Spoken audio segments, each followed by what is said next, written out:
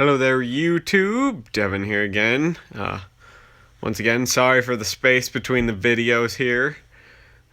Work's been kind of a drag lately. So especially with the holiday season, I work in retail and sales. So you guys who have done that before understand how stupid people get when they get around the holidays. So makes a lot more work for me. So but today we have a boot video for you, and these are on the Canadian Mark IV combat boots. Now I've been wearing these for kind of off and on because they do have some break-in time. These do have probably one of the lightest break-in times of any boots that I've put on that are this heavy. So that's actually pretty good. I really like that. But these are made by there's the logo there, Belay of Canada. These are the black general service boots to be used by all branches of the military. So they have a proprietary outsole. I actually really like this outsole. It's got pretty wide track patterns to shed dirt easily, but the lugs aren't super deep, so it doesn't pick up a lot of stuff either, as well as having the ridges here to help the instep maintain grip as well, and the extra stitching along the toe line here to keep the outsole from peeling apart.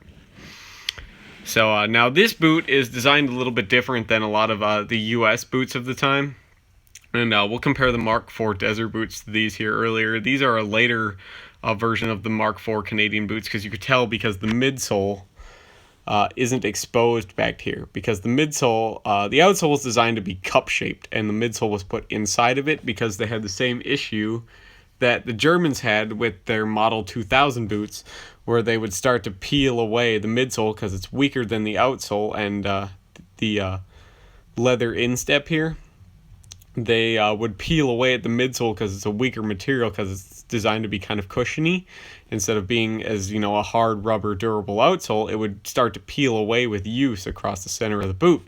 So they designed these to be the later versions to be cup shaped, so that way the midsole sits inside of the outsole, and the outsole has a little wall that comes all the way up to the instep to prevent that from happening. So that way we're not wearing out the midsole sides and peeling away the outsole from the rest of the boot. These are top-down stitched, Goodyear welted boots, which I really like. I do like welt construction over direct molded sole. These are molded still, and they are glued and attached every way like you would a direct molded sole, but then they are stitched just for an added reinforcement. That also allows these to be resoled, which I really like, because once you break in a pair of boots, there's nothing worse than having something go wrong on them, and then you have to try to break in a whole nother pair just because the soles are worn out. Now these are a standard like 10 eyelet boots. The first 4 are just eyelets, and then the last 6 are speed laces. They got your standard kind of just melted edged nylon laces. They are full leather. The tongue is a smooth leather. The outside is a pebbled leather, 100%. Has that kind of standard Canadian hourglass rear seam to help prevent that rubbing. An unpadded collar. It does have a smooth leather reinforcement kind of help. And they are Gore-Tex lined and slightly padded all throughout the boot. They are fully gusseted. And they're actually... for what they are, they're actually pretty light. They use some very nice innovative materials on here. But we'll get this left boot out of the way, and we'll show you, just compare right boots here. And this is the Desert Mark IV. As you can see, they're pretty much exactly the same. 6 eyelets, same construction, except now this one isn't full leather. We'll put them right next to each other. So these are both right foot boots here, just so that they're all the same. They're the exact same size, but you can see the difference, whereas this is a suede. The eyelet color, still have the same eyelet setup, still the same tongue, still fully gusseted. This does have a padded collar though, whereas the black one doesn't. Same kind of lining. It's not full leather. It does have nylon panels to aid in breathability. That same kind of hourglass in the back. So these are pretty much the same height. These are a little bit shorter, but I'm thinking that's just because these aren't as supportive with the nylon or the suede. It's a lot more flexible than this. They have different tread patterns, actually, because my desert boots are an earlier version. So there you go. You can see the more U.S. style tread pattern on here. Still the same stitch toe. A little bit different ridge pattern. This one say Vibram on them. I do like Vibram Outsoles, despite the fact where I live, they get really, really hard and slippery in the winter, but that's okay. Their pros much outweigh their cons. Other than that, as you can see here, another thing is they still have the same top-down construction. They're still glued and everything like that. But you can see the difference here is you can see the midsole.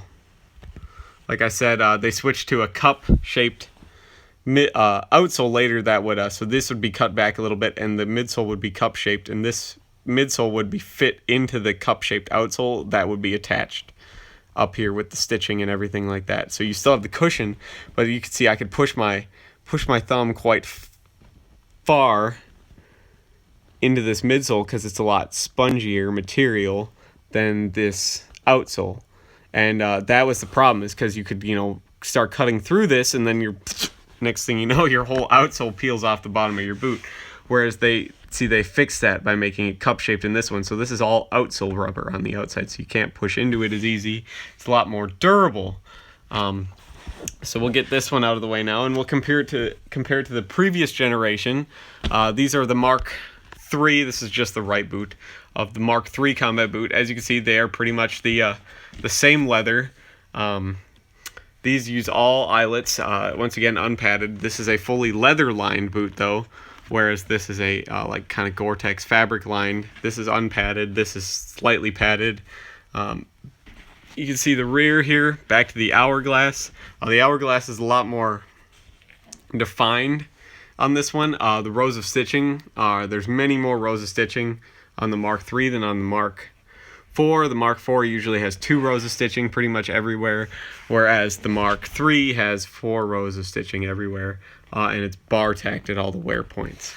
So and this is also just a straight direct molded sole boot. There's no welt construction on this. It has a very simple outsole pattern, so these are a lot more rigid, a lot these would probably last longer than the Mark IVs at the cost of comfortability. So, to be honest, I really like them both, though. We'll put them side by side here so you can compare them now. There you go. So, the Mark IIIs are a little bit taller than the Mark IVs. As you can see, just like half an inch. There isn't much. They use the same laces. They're pretty much the same height. This one is full pebbled leather, even the tongue, even though the tongue is made out of a softer, more pliable leather. It's full pebbled to reduce shine.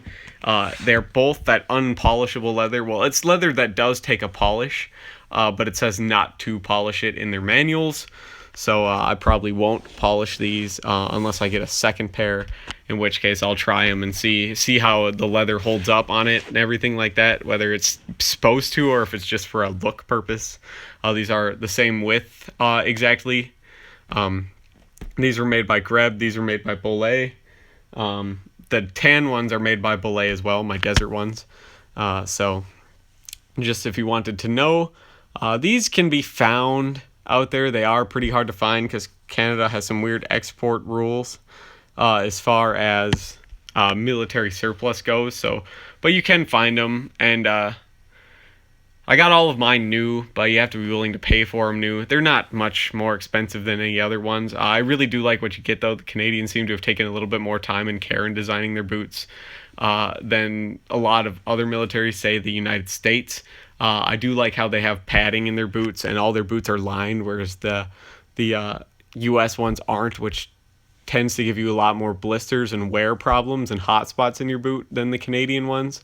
So these are going to be more comfortable right out of the box than the than the standard American boots are that can be found that look just like this. I get questions about them all the time because a lot of my friends and stuff collect things like this too, and they get confused for U.S. boots all the time. But I have to point out, no, they're Canadian, and I like them a lot better, and I recommend them to my friends, and my friends get them, and they absolutely love them too. So they are getting harder and harder to find though, because Canada's kind of transitioning through their boots. They're going through this weird kind of identity crisis with their boots right now, because in the U.S. you have the ability, there's like, forget how many manufacturers, but there's pretty much infinite manufacturers of boots out there as long as you meet a certain